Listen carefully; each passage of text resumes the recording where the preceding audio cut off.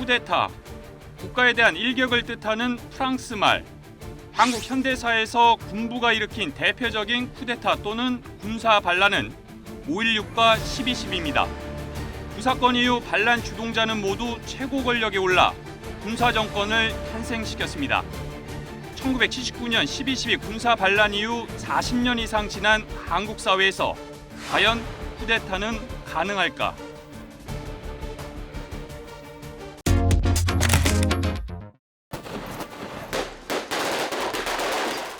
(1979년 12월 12일) 저녁 7시부터 다음날 새벽 4시까지 단 9시간의 어이없는 이야기.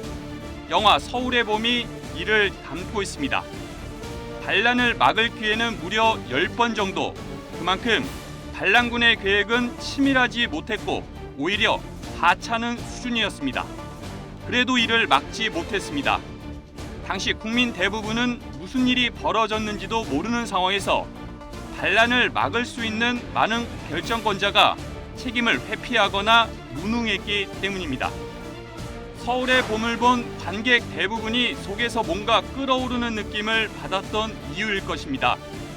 전두환 신군부가 저지른 군사 반란은 이전에 박정희 군부가 일으킨 5.16 쿠데타와 차이가 있습니다. 반역사적이고 합당한 절차를 무시한 불법이라는 공통점이 있지만 그들의 시선으로만 봐도 이른바 수준 차이가 났습니다. 박정희 군부가 일으킨 5.16 쿠데타 때 동원된 병력은 3,600명 정도, 60만 대군의 단 0.6% 정도에 불과했습니다. 하지만 그들은 권력의 핵심을 빠르게 장악했습니다. 5.16을 쿠데타로, 12.12를 반란으로 급을 낮춰 명명하는 이유이기도 합니다. 5.16 이후 20년 가까이 흐른 뒤에도 신군부 세력의 수준은 그만큼 낮았습니다. 반란 당시 권력의 핵심을 곧바로 장악하기는커녕 장세동 대령이 이끈 수도경비사령부 30경비단에 집결하고도 한동안 어수선했습니다. 반란에 가담한다는 의사를 표명했지만 정작 병력을 동원하지 않는 경우도 있었고 심지어 반란이 다 끝난 뒤에 몰려든 가담자들도 있었다고 합니다. 충분히 막을 수 있었다는 의미입니다. 조금 전에 박 대통령 각하께서 서거하셨습니다. 가장 안타까운 장면 가운데 하나는 구공수여단의 회군일 것입니다. 전두환 측은 주요 거점을 확보하기 위해 특전사령부 135 공수여단을 활용하려 했습니다. 여단장이 모두 하나회 소속이었습니다. 예외였던 게 바로 구공수여단. 이곳 여단장과 참모장 모두 비육사 출신이자 현재 학사장교와 비슷한 갑종 출신이었기 때문입니다. 정병주 특전사령관은 인천에 주둔하던 구공수여단을 서울로 향하게 했습니다. 이들의 목적지는 반란군이 모여있는 보안사령부와 경복궁 30경비단임이 분명해 보였습니다. 이를 알게 된 전두환 측은 육군본부에 아군끼리 서울 한복판에서 살상하지 말자며 서로 군대를 물리자는 일종의 신사협정을 제안했습니다. 결국 이 협정에 따라 구공수여단은 회군하게 됩니다. 이후 정병주 사령관은 체포되고 전두환 측은 자신들의 병력을 서울 한복판으로 집결할 수 있게 했습니다. 반란을 막을 수 있었던 10장면 가운데 하나입니다. 5.16 쿠데타를 일으키고 정권을 잡은 박정희 전 대통령은 민주화 세력에 대한 탄압과 동시에 자신도 했던 쿠데타를 방지하는 데 힘을 쏟았습니다. 곳곳에 2중, 3중 장치를 해놨습니다. 권력을 분산시켜 경쟁시키는 방식이었습니다. 중앙정보부와 대통령 경호실, 그리고 군, 크게 3가지로 측근 권력을 나눠 견제하도록 했습니다.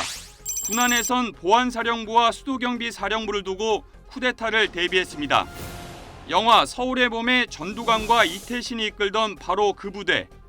하나는 정보를, 또 하나는 기동력을 갖추겠습니다. 결국 쿠데타를 막기 위한 군의 한 축이 군사 반란을 일으킨 게 바로 12.12 사건입니다. 자신들이 독점한 정보를 활용해 역으로 반란에 악용했습니다. 잠시 서울로 향했던 구공수여단의 출동 사실도 보안사 전보망에 걸려든 것입니다. 12.16 사건 이후 최규하 국무총리는 대통령 대행에 오르고 정승화 육군 참모총장이 계엄 사령관을 맡으면서 군의 공식 라인이 형성됐습니다. 이는 겉으로 보이는 공식 라인일 뿐입니다. 실질적인 힘은 누구도 쥐고 있지 않았습니다. 이 틈을 노린 게 바로 전두환 당시 보안사령관이었습니다. 당시 국내 정보 생산은 중앙정보부와 대통령 경호실, 보안사령부 등 세 곳이 맡았습니다. 12.6으로 중앙정보부와 대통령 경호실이 힘을 잃게 되니 자연스럽게 보안사령부가 국내 정보를 장악할 수 있었습니다. 게다가 전두환 사령관은 12.6 사건을 조사하는 합동수사본부장까지 맡으면서 모든 수사기관을 지휘할 수 있게 됐습니다. 수사권을 앞세워 정적을 제거할 수 있었고 정보를 독점해 반란을 기획할 수 있었던 것입니다. 노무현 정부 때인 지난 2004년 가을, 월간중앙에 군은 청와대를 어떻게 보나라는 기획기사가 실렸습니다.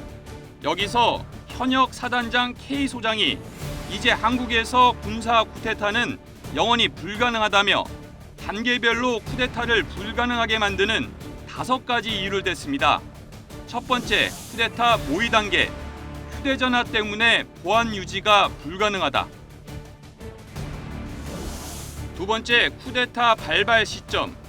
군사를 집결시키고 장비를 앞세워 중앙무대로 치고 들어오려고 해도 교통체증 때문에 이동이 어렵다.